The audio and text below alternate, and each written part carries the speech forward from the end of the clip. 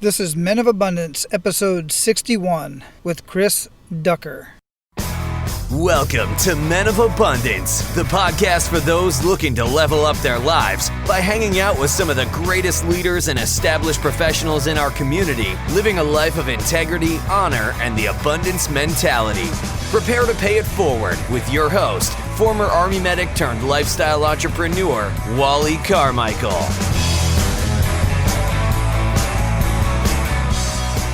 What's up, Men of Abundance and all of you abundant leaders out there. Today we will be having a conversation with the one and only Chris Ducker. Chris is just one of those guys you just love to sit down and just have an amazing conversation with. He really is about as real as they come. And I love it every time I get a chance to listen to one of his podcasts or interviews or listen to him on Periscope. But to actually have a conversation with him one-on-one was even that much more enlightening. I really dig the fact that he's got so much going on in his life and so much going on in business, yet he still finds time. Everything evolves around his family. He finds time for his family. He makes time for his family. And we're going to have that conversation. We're going to talk about his kick in the gut moment. But you know what? I want to talk a little bit about my evolution and the evolution of Men of Abundance and this whole Men of Abundance community that we're building here. And I mean we, because we are all a community. That is the intent of Men of Abundance. And I want us all to really start working much closer together. Now, as you know, you've heard me talk about it before, and if you've listened to any of my other interviews on other shows, the book that I recommend quite a bit is the book called Abundance by Peter Diamandis. And Peter takes abundance to a global level. He proves with data that the world is in a much better place today than we have ever been in the history of time. And he goes on to prove that the world and our economy and everything else is getting exponentially better through so many means, through technology, through brain power, through connections, connecting the world. About 5 billion people, there's 8 billion people in the world, and about 5 billion are currently connected through the internet or some other means of communication. And once we connect all 8 billion people, the brain power that is going to be harnessed there to make the world a much better place is just really going to just take off unbelievably, like a rocket ship, literally like a rocket ship, considering Peter Diamandis is one of the abundant minds behind space travel. Just amazing. But here's what I want to point out about Men of Abundance. We are talking about, and the premise of this show and the premise of this whole community is to help you as an individual man realize the abundance in your life, realize the abundance in your mind, and realize the abundance in your immediate family. Because until you can do that, until you can realize your own personal abundance, you simply will not be able to take it to a global level. And at some point, I would absolutely love to see anybody from the community go on to do something like what Peter Diamandis is doing, or Jeff Bezos, or Elon Musk, or any number of men and women around the world who are doing abundant things for the world. But it has to start with your personal abundance. It has to start with your mindset. You have to get out of that scarcity mindset that Peter talks about in the book Abundance. And just about any other time he gets a chance to get in front of an audience, he talks about that. Getting out of your mindset, getting into abundance. But like I said, he takes it to a global level. I'm trying to bring you back down and realize your own personal abundance like I have. That's what's extremely important, and that's what this whole show is about. Now, I do plan on getting Peter on the show because I know he will be of great value to you, and so that you can fully understand and hear from his voice through me and through the Men of Abundance podcast how important it is to get rid of that scarcity mindset and develop the abundance mindset. This abundance mindset makes me so excited about what's to come, not just with the world, but with you personally. I'm extremely excited about what's to come in your life because I know without the benefit of a doubt from all of the conversations that I've had throughout my entire life and all of the people that I've met all over the world, every time I meet somebody who has an abundant mindset and you look at them a year or two later, they're doing amazing things with their own life. They're traveling the world. They're doing amazing things in the world. You know, I say amazing a lot. You know that? I notice that because I listen to my own show and I do hear myself say amazing quite a bit, but I love that word. Amazing and abundance are my two favorite words when I'm describing somebody like you, because I want that in your life. I want you to live an abundant lifestyle, and that is whatever you want it to be. It's the same thing with success. Well, sex too, but we're not talking about that right now. It's the same thing with success. Success is whatever you describe it as, your success. Abundance is the same way.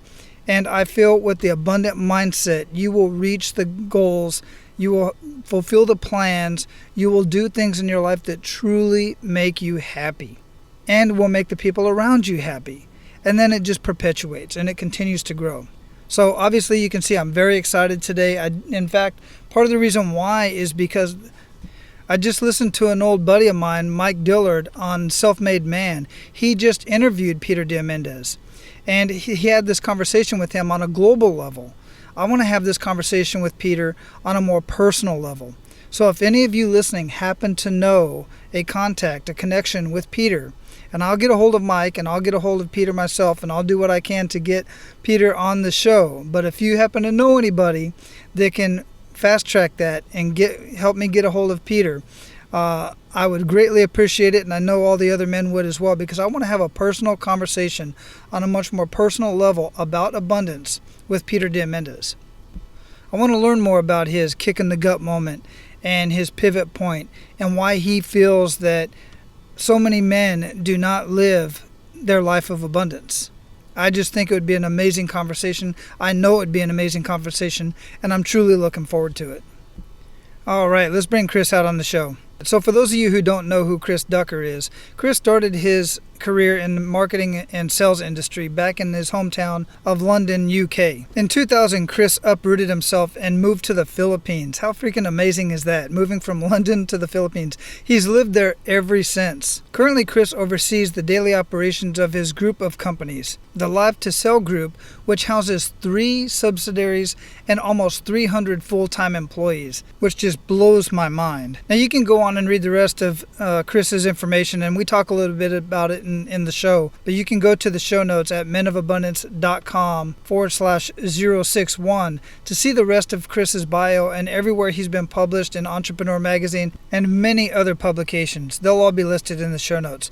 But one thing I also want to mention about Chris is he has a podcast called Youpreneur. It is an amazing podcast. Plus he's got a podcast that he does once in a while with Pat Flynn, which we talk about that in the show. But one more thing I want to mention to you that I think will be of interest to many of you is just this week, Chris launched Youpreneur.com. This is something I'm personally very excited about because it's going to help business owners that are youpreneurs, which means basically you're your own entrepreneur. You don't have a large business, you don't have employees, you're launching yourself, basically your ideas and yourself as a brand. It's where it's time for you to cash in on your experience, and it's a step-by-step guide to becoming competitor-proof and building a successful personal brand business. So I'm going to have Youpreneur.com listed in the show notes as well. And Chris and I talk a little bit about what it means to be a Youpreneur and the importance of it in today's day and age, just as I was talking about with living a life of abundance. Chris, welcome to Men of Abundance, man. Thank you very much for having me. I'm pumped. Man, I am so excited. I've been looking forward to this call for quite some time. I've listened to you for quite a while as we were talking before we started this show. I heard your name in the circles that I'm in several times, but I actually got to know who you were, your business background, and who you were as a person, really, because you and Pat Flynn joke around quite a bit on the One Day Breakthrough podcast, which I just can't wait till that comes back. But it's just great to have a chance to to talk to you on the show. Well, it's my pleasure, man. Thanks again for having me. So where are you at in the world today?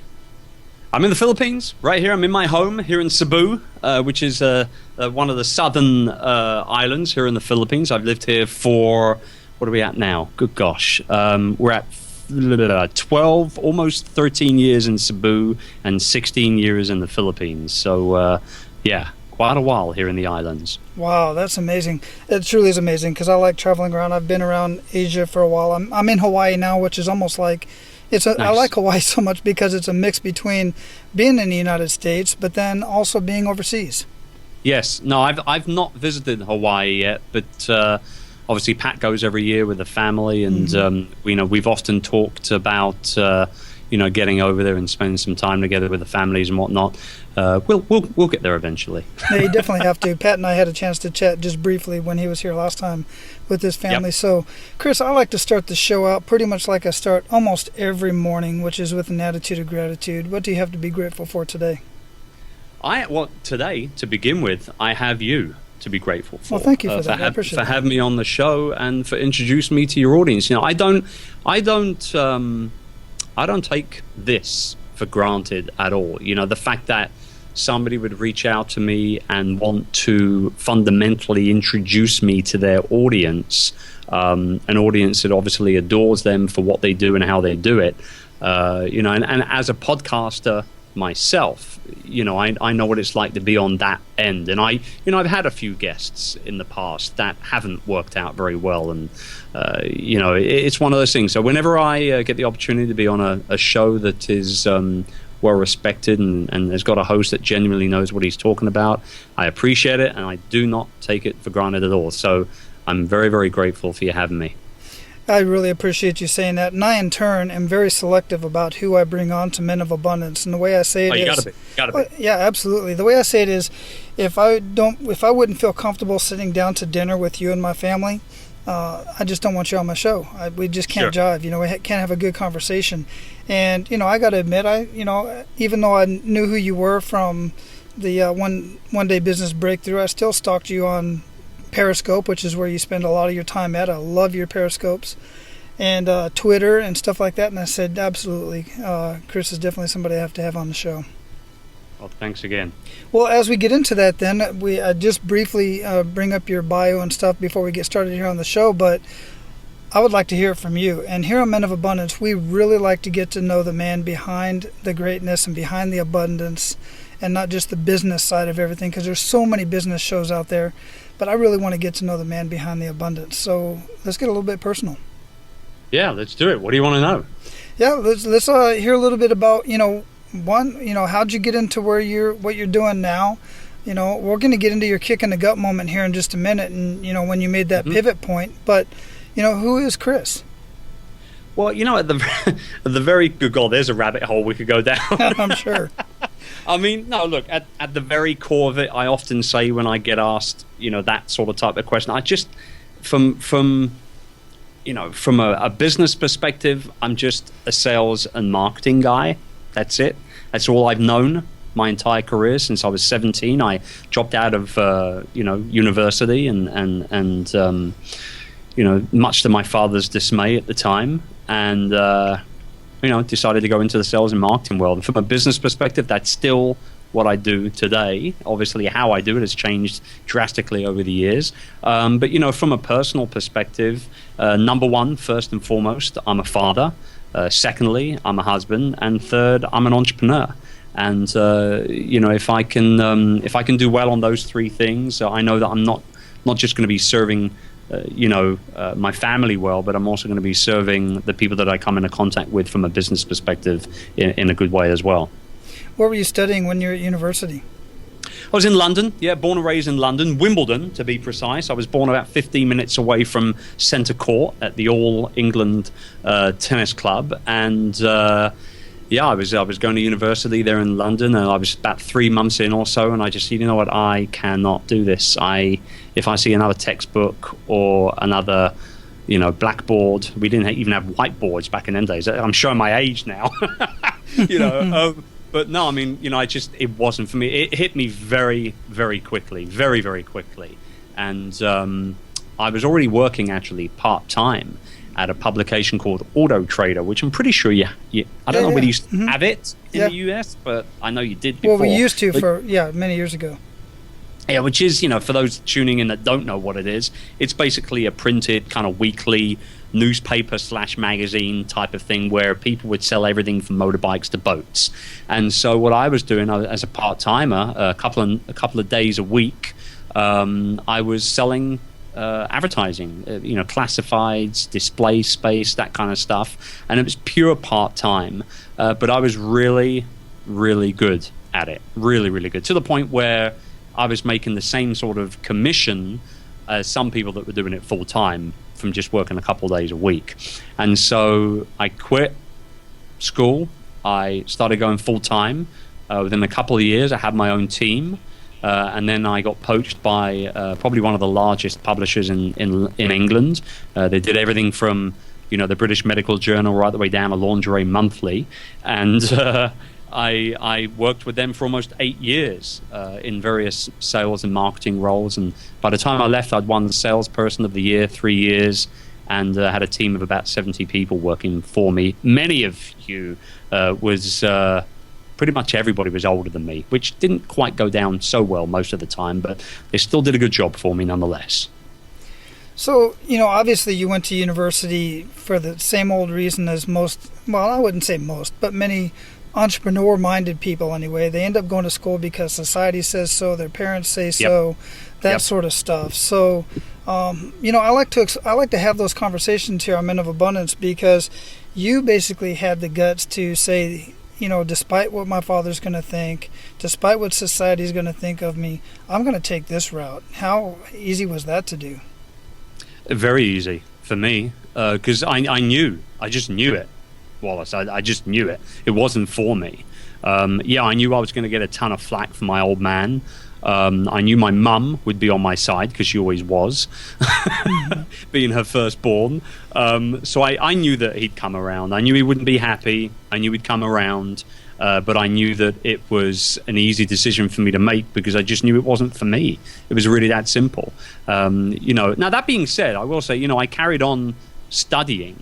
I did do a couple of evening classes. I did a media studies course on film and broadcasting for a while. I was quite interested in potentially getting involved in broadcasting. Had a couple of friends that worked at the BBC and they were always talking about how creative the space was and all that sort of type of thing. But ultimately, the sales and marketing started to really work for me. I started to become very, very good at it. And, that was ultimately what brought me to the Philippines in 2000, where I was offered a job with one of the international banks here to come in and take care of their international, or rather their local telemarketing efforts for things like credit cards and personal loans. And I was with them for a few years before I decided to set up my own consulting company, which then obviously turned into the Live2Sell Group, which is now, 500 or so employees strong. Wow. Yeah, and I want to make the point, I'm glad you said that you continued your education and you continued learning, but I'm guessing that you were learning subjects that you wanted to learn, that you felt was going to benefit you directly for what vocation you were doing at that time. Yes, indeed. I think, when I got involved with the media studies course, I wouldn't necessarily say that helped me from, the work scenario, the work perspective. But it was something I was really interested in. And I was, talking into mics, and I was behind video cameras and in front of video cameras. And when I look back on it, a lot of the stuff I picked up in that year, and it was one evening a week, I'm using it right now. Mm-hmm. I'm using it right now, like literally now. Like I learned that you need to speak close to a microphone. Your mouth literally needs to be touching the mic for to come through nice and clear when you're using any kind of mic other than a lav mic or a boom mic. So if I go away from the microphone, you can hear what I'm saying, but it's nowhere near as clear and as crisp. Whereas once I start coming back into the mic, you know that I'm right here and I'm present with you. And we learned all that stuff. And how to sit properly on a head and shoulders shot if you're in front of the camera, how to frame that up and all that stuff. So it's funny how things have a way of coming back to haunt you to a certain degree. All that stuff I picked up, I'm using it right now in my online marketing for my businesses. Yeah, that's really amazing, and I'm glad that you brought that up. So as you went through your process, I know you started a couple businesses and you're doing pretty darn good now. I've been watching what you're doing and I love what you're doing, but I know along the lines there had to have been some kick in the gut moments. And I would like to hear one of those stories that was a real kick in the gut moment that kind of led up to enough is enough and ultimately a pivot point. I think the biggest thing for me was losing my mom. When I lost my mum, we were very, very close, and she was easily my biggest kind of supporter, my biggest cheerleader in everything I did. I want to clarify, I was not a mummy's boy, right? But she always supported every decision I made. And so when she died, it was tough to know that I wouldn't have that era of wisdom to pull on as and when I needed advice. But I guess probably more importantly, I wouldn't have the cheerleader that I'd become quite used to in my early 20s and into my mid 20s before she passed. And so kick in the gut, yes, absolutely. Losing a parent is tough no matter what way you put it. But then, the lessons that I learned in regards to that, and I don't really know, I don't even know if that would be the right term. More, what I picked up from the experience would be that it's great to have the cheerleader, but if you don't, you can still do great stuff. You know what I mean? There's a nice, complex word for you, stuff. I mean, you can. My speaker coach once said to me, "There's a little side discussion right here." I did a keynote in Vegas a few years ago, and my speaker coach came out to watch me on stage. It was a big event, and she sat right in the front row. She's a very, very well-known keynote speaker. She's won the NSA Speaker of the Year a whole bunch of times and everything. And we had breakfast the next morning where she broke down my presentation. And she started out by saying, "You looked the part, you're a successful businessman, you looked great, you sounded great, you were commanding on stage, blah, blah, blah, blah, blah." And then she said, "If you say the word stuff one more time on stage, I'm sending ninjas around to your house," kind of thing. And I think she literally tallied it. In 45 minutes, I said 21 times. That's bad. That's really bad. Hasten to say, obviously, I've never said the word stuff on stage ever again. But anyway, little side moment there for you. So yeah, that's what I learned from that kick in the gut moment. I learned that, even though I was used to having that cheerleader in my mum, that it was possible to still move forward and do great things. And for me, that realization was important for me to make, particularly at the time that I made it. What was I, 27 when she passed? So, I was still getting started to a certain degree. Yeah, absolutely. You were still young. That was, that was about the time that I lost my dad, I think. Yeah, right around, I was a little bit younger than that, just younger than that. And then I lost my mom about in my late 30s. Yep. Yeah, so I'm 47, going on 47 now. So. Yep. Yeah, that's pretty tough. That's a tough time, and I certainly know that my mom was certainly my biggest cheerleader as well, and my dad would have been as well, and he was as I was going off and doing what I was doing in life at that time. He was very proud to say the least. But I mean, there's something about family. We don't want to take them for granted, but we kind of do every now and then, and it's bad. We shouldn't. But when they're not around anymore, that really hits you hard. I just literally, a week and a half, maybe 2 weeks ago, reconnected with my father's older brother, my uncle, who I hadn't spoken to since my dad's funeral 13 years ago. He actually moved from England to Australia, and I completely lost touch with him. He's an old school guy. He's not on Facebook or anything like that. But I did find him online via an ancestry service, because one of my sort of passions right now is putting together my family tree. And I found him, and I couldn't believe it.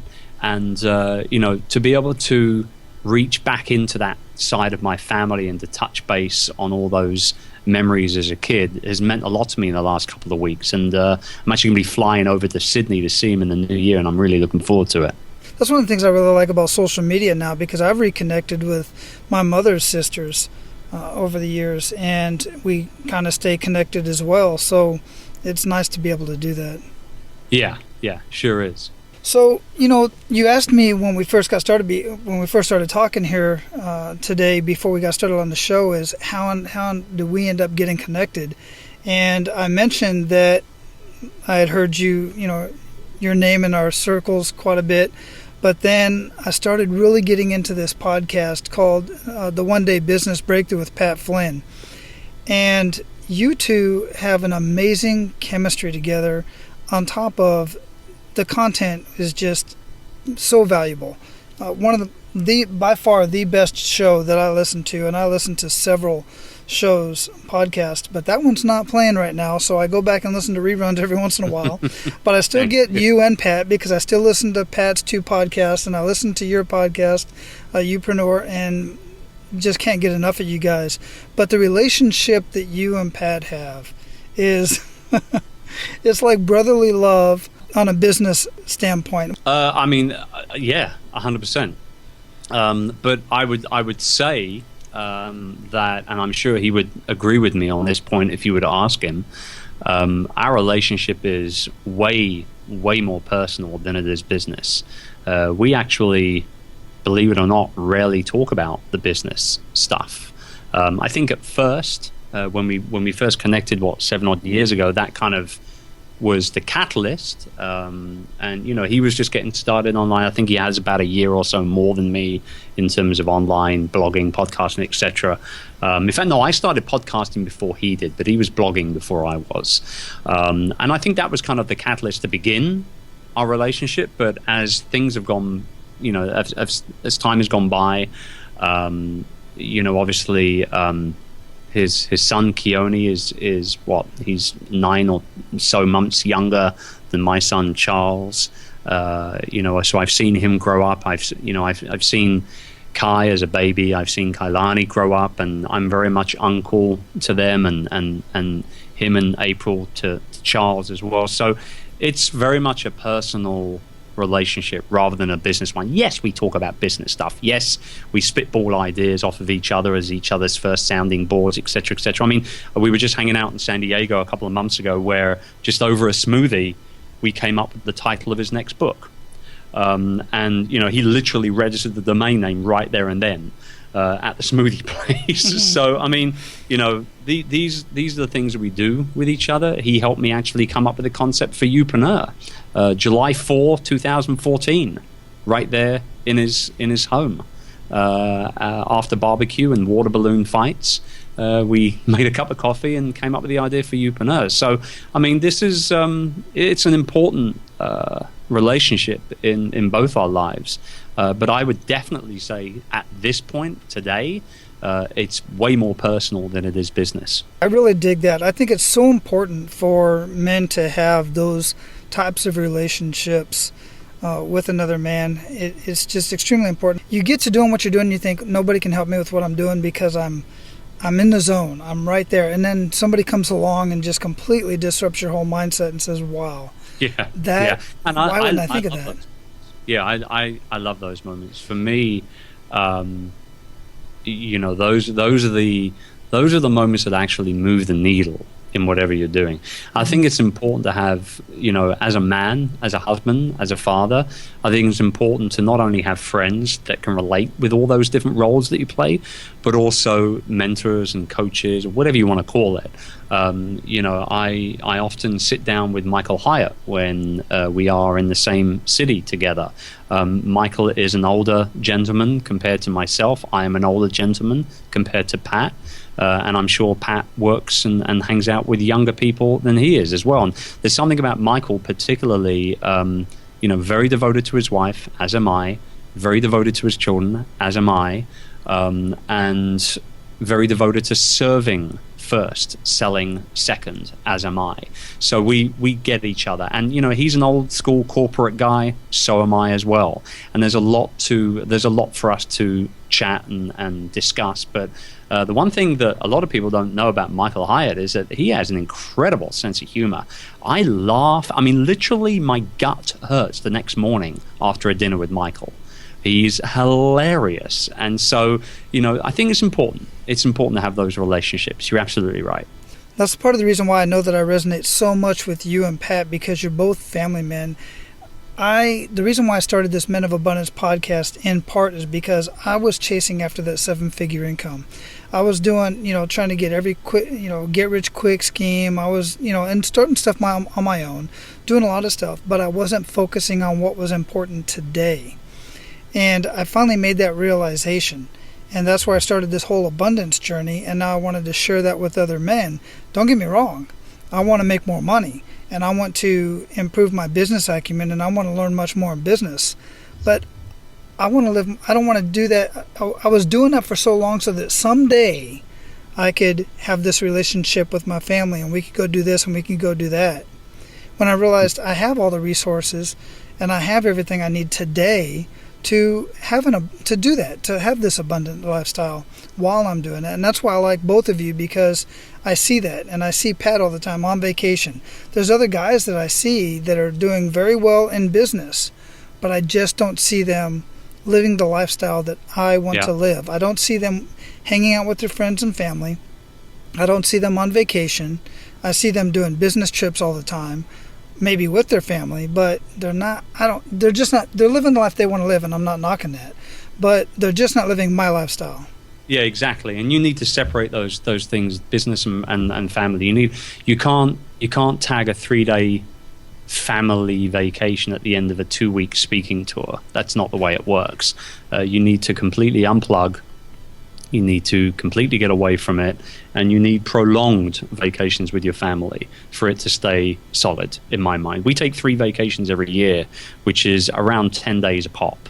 And we try and visit different places every single year as a family. It's becoming a little harder with the kids as they get older. You know, I've got 21 and 18 and 8.5-year-old. So the 21-year-old, you know, doesn't really normally want to go on family with his vacation. He's too busy building his own business now, which I'm very proud of. Awesome. And my daughter Chloe is at university and just crushing it right now. She is crushing it. So it's becoming tougher, obviously, which Charlie has no problems with because he gets all the attention.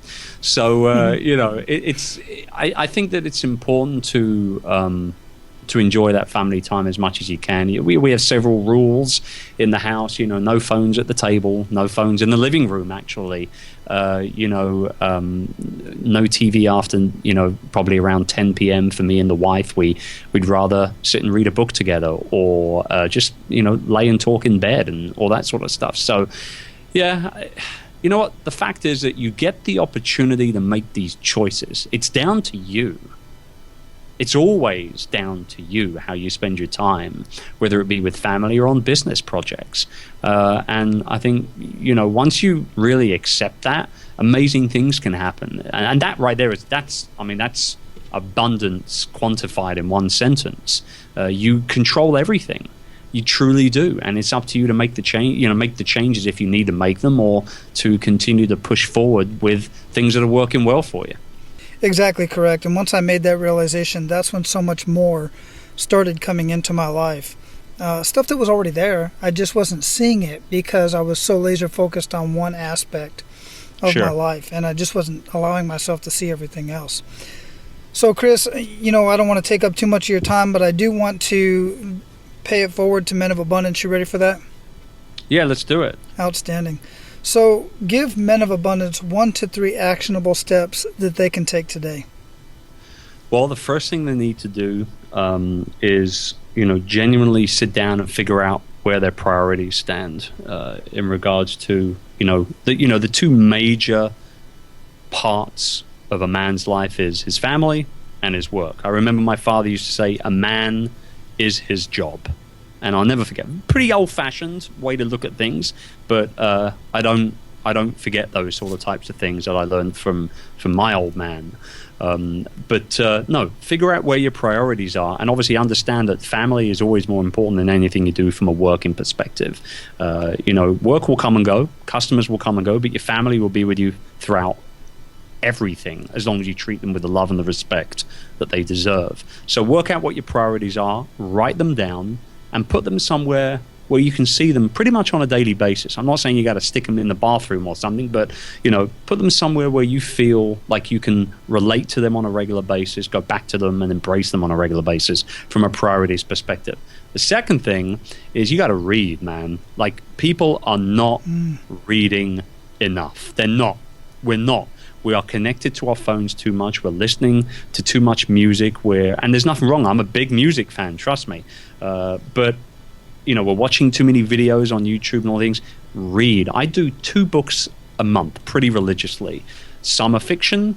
The very large majority are non-fiction. I'm a big biography fan, obviously a big self-help /business fan as well. And I really do genuinely feel that as a society, we're not reading as much as we should be. It's the number one way to upgrade yourself in all aspects of your life. So read, buy some books and read. And then third, I would say to become acutely aware of the symptoms of burnout. As somebody who has gone through burnout before, it changed my life, quite frankly, going through burnout, because it made me see that I'd become a micromanaging, pain in the butt type A entrepreneur. And it was really the catalyst for me to be able to grow my team and build my business in a smart, way more savvier manner than just sort of burning the candle at both ends. And so, genuinely become aware of what the signs of burnout mean for you. It could be that you're becoming too dependent on caffeine. It could be that you're not exercising as much as you normally do because you'd rather work than spend 30 minutes on the treadmill or something. I hate exercise. I hate it. I mean, I talked about it at length. I don't like exercising, but you know what? I do it every day because I know that if I don't, the chances are I'll be around less on this earth than if I would, than I will be if I do some kind of exercise on a daily basis. So I either go on, I go out for long walks with the dog, or I will do a yoga session with my wife, or I will hop on the cross trainer downstairs, or maybe I'll just do some simple foam rolling, keep my muscles in good condition, or whatever it is. I don't do a lot of strength work or anything. It's not my vibe at all. But I do 30 minutes of exercise every single day, pretty much. So, work out what those priorities are. Figure out what the signs of burnout are for you so that you can avoid it, and just read, man. Read some books. Damn, we got to start reading again. We really do. All very good points, and I do want to dig into one thing. What are some other, and two things actually. So do you have any books that you would recommend to anybody who, or any other course or any other means of somebody to find out if they are in a burnout state? Well, I mean, I wrote Virtual Freedom to help people avoid it and get out of it. So Virtual Freedom is very widely regarded as the essential guide to building a team of virtual employees. So, people can certainly pick up my book, if I must say so myself, to learn a little bit about how to avoid the burnout and recover from it if you're there. But I think, one of the books that really inspired me a lot was actually from the aforementioned Michael Hyatt, and that was Living Forward, which he published last year. Living Forward, actually it was probably two books, Living Forward by Michael Hyatt and People Over Profit from Dale Partridge are two books that really hit me hard last year. I thoroughly enjoyed reading them. I did pretty much, did I do them both in 1 month? Or maybe there was a bit of a break in between the two, I think. But I know they were close by, and I remember reading People Before Profit, or People Over Profit rather, first, and then Living Forward by Michael.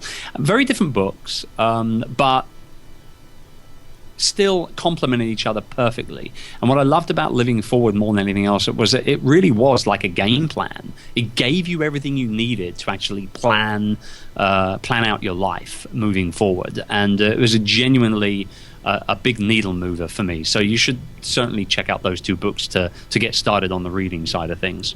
Yeah, I'll certainly check out those books myself, and I'll have those listed in the show notes at menofabundance.com.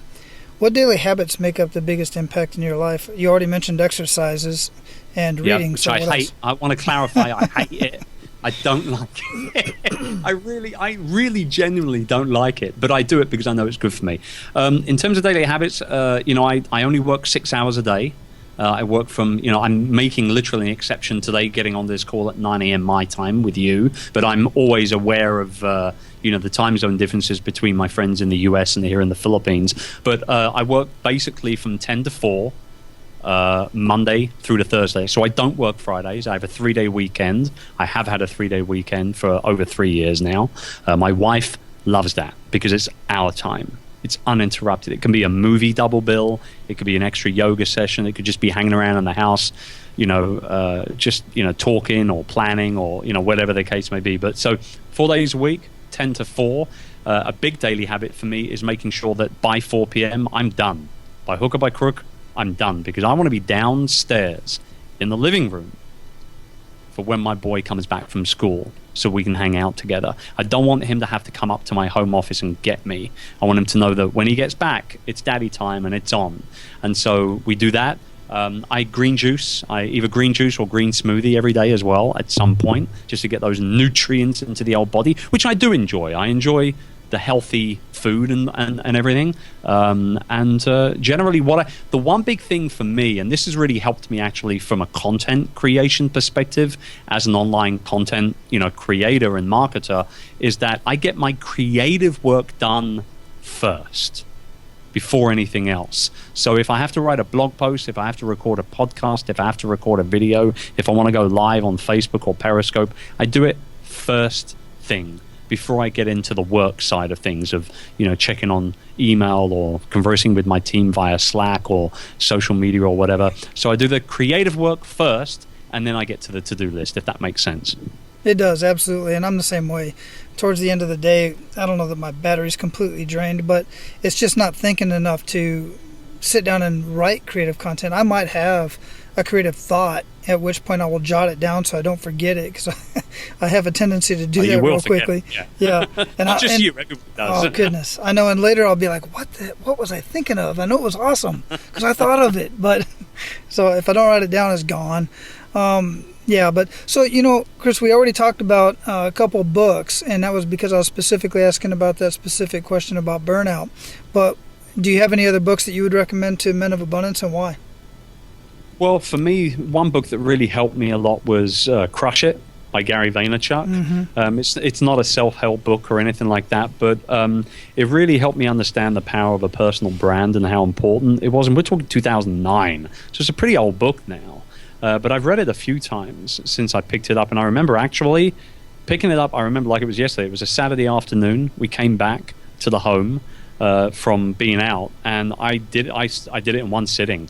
Like I went cover to cover in one sitting, and I've been very blessed to get to know Gary well now since that, and we've hung out a lot and got to know each other well. And he lives and breathes it, man. And I mean, when it comes to a personal brand business, he is walking, talking, yelling, swearing, sometimes proof of what you can do with the power of a strong personal brand.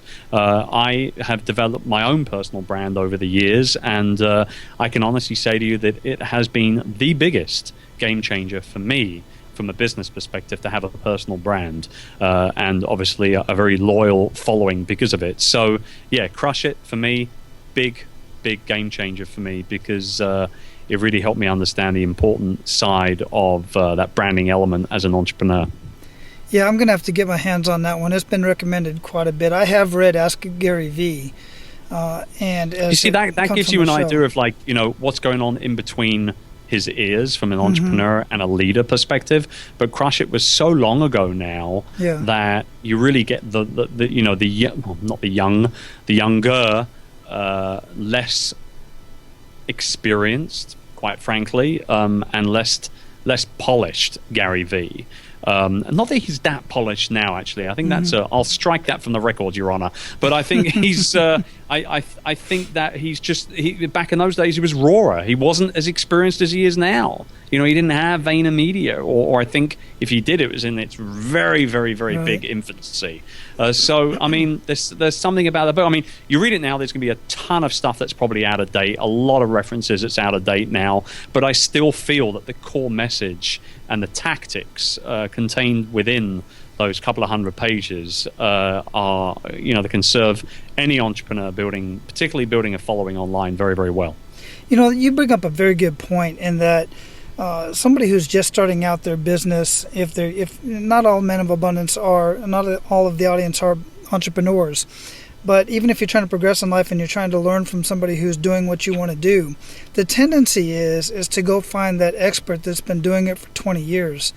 But I've found that you bring up a very good point that while Gary is where he's at now, you can get that book from when he really kind of became Gary V as we know now, and you're closer to, at that point in time, he's closer to where you are now, if that makes any sense. Yeah. You know what I'm saying? Yeah, absolutely. Because if you're just starting out, that's exactly what he was doing. I mean, obviously a wine library TV that was kicking butt But in terms of his actual personal brand, in terms of his entrepreneur musings, he was very much just getting started. I tell you, you go back into Gary's YouTube channel and you see some of the videos from 5, 6, 7 years ago, they are gold. Mm-hmm. They are gold. Yes, his message has changed slightly. Yes, he's become a little bit more knowledgeable and more experienced, and in terms of a thought leader, he's become more well known and more well respected and rounded. But man, there is gold in them there hills when it comes to Gary's early videos on his YouTube channel. Dive back in, sincerely. There's one particularly that I remember that he shot on an aeroplane. He looks like the Emperor from Return of the Jedi in this thing, because it's like, tiny little light from his phone on his face. But he shot it on an airplane coming back from a trip somewhere. And one of the best videos he's ever done, and that was at least 4 or 5 years ago. So yeah, you make a very good, very clarity-driven point right there, that you go back and you understand the fact that you're just getting started. People that are only going 3, 4, 5 years maybe, they're so far ahead of the curve compared to you, yet they're so much more relatable because they don't have that 10,000, 15,000 hours worth of quote-unquote experience under their belt. And I think the word experience can mean so much to so many different people anyway. One thing I know from working with the coaching clients that I work with inside of the Youpreneur.com community is that people will pay for access more so today than ever before in the history of Western civilization. I personally still hire consultants to help me with certain aspects of my business, whether it be HR, whether it be copywriting, whether it be web development, landing page conversion. It doesn't matter. I'll gladly pay thousands of dollars to people who know what the hell they're doing. I don't care if they've been doing it 2 years or 22 years. If they know how to get it done, I'm quite happy to pay for that access and that knowledge. So that's definitely a word to the wise, that's for sure. That definitely is, and I'm glad you got my point on that, and you articulated it much better than I was trying to. I appreciate that. So I have one last question for you, Chris, and that is, what does living a life of abundance mean to you? Freedom. It's freedom for me. I don't take the life that I have for granted at all. It is extremely freedom based because of the businesses that I have started and continue to run, and because of the way that I do it from an arm's length. I have a very, very large corporate call center company that I own, which its headquarters is 15 minutes drive from my home, from my house. And the last time I was there was about 3 months ago. There's 460 odd people working there right now.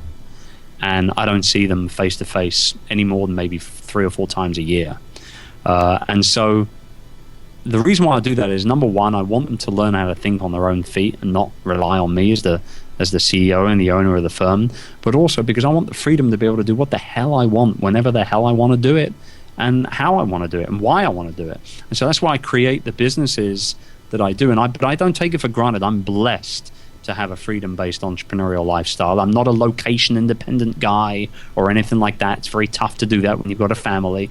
But I am acutely aware of the importance and the priority that I place on my own entrepreneurial freedom, because it leads me into a more freedom-based lifestyle with my family as well. Beautiful. I absolutely love it. You are definitely living a life of abundance, and I truly appreciate you coming on and sharing all of this amazing stuff with us. There's a nice technical term for you. I love that technical term. It's straight out of Chris Ducker's mouth. So we're going to close this up, Chris, and before we do, I'd love for you to leave us with a parting piece of guidance in any way that we can reach you or follow you, and I'll share all of that in the show notes. Well, look, I'll just say that just do you. Be you, be what you're all about. People want to do business with other people. People want to become friends with real people. Forget the cloak and mirror act. People are way too smart nowadays. They can smell the BS from 10 miles away. And so just be you all the time. And, understand that some people are not going to like you because of that, but some people are. And those are the ones that are going to kind of, that you're going to want to attract and surround yourself with. And if anybody's more, interested to hear more of my ramblings, they can head over to chrisducker.com. The blog, the podcast, the videos, everything is all over there. Excellent. I'll definitely have all that lined up in the show notes, complete with timestamps and the whole bit. So if you ever want to go back to whichever part of the conversation we were here talking about, you just click on that timestamp. It'll take you right there to that point in the podcast and the show and in our conversation. It's absolutely beautiful. Chris, again, I really appreciate your time, man, and thank you for sharing so much information and all that amazing stuff with our Men of Abundance. It's been all my pleasure. Thanks for having me. Excellent. Have a good day. You too. All right, Abundant Leaders, that was indeed a fun conversation. I hope you got a lot out of that. I certainly did. One thing for sure is you are in charge of the change and the direction of your life. Yes, I do believe in divine intervention. I do believe personally that God has a plan for our afterlife. What we do with this life today here, He has given the tools, and we are given the tools by whatever means, and we're giving the opportunities. It's up to you to take advantage of those opportunities. It's up to you to make the changes in your mind in order to make the changes in your life. So that's all I've got for you guys today. Go out and live your life of abundance and make sure to pay it forward. That's all for today, Abundance Leaders. For more about our guests and the powerful information we shared with you today, be sure to sign up for our mailing list at menofabundance.com. We appreciate your time and look forward to hanging out with you on our next episode. So until then, be sure to pay it forward and live your life of abundance.